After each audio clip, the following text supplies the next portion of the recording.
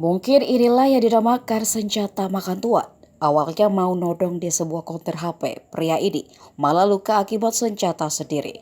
Penodongan ini terjadi di Seronggo, Kelumpang Hilir, Kabupaten Kota Baru, Kalimantan Selatan. Aksinya gagal karena tangannya keburu luka dan mengeluarkan darah. Pria berpeci tersebut awalnya berdiri di depan konter sambil melihat-lihat.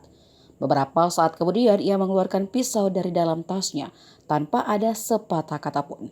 Aksinya terlihat sangat santai layaknya pelaku kejahatan dengan skill tinggi. Sebab meski di depan konter ramai warga ia terlihat tak panik. Pisau itu lalu ia ketuk-ketukan di atas etalase konter beberapa kali. Dari tindakannya itu sepertinya ia hendak memecahkan kaca etalase HP. Namun naas pisau tersebut justru melukai jarinya hingga berdarah. Melihat itu karyawan konter hanya bisa berteriak meminta tolong ke warga lain. Saat mulai ramai pelaku malah duduk di bangku seolah pasrah jika dirinya ditangkap. Dan benar saja tak lama kemudian pelaku langsung diamankan polisi.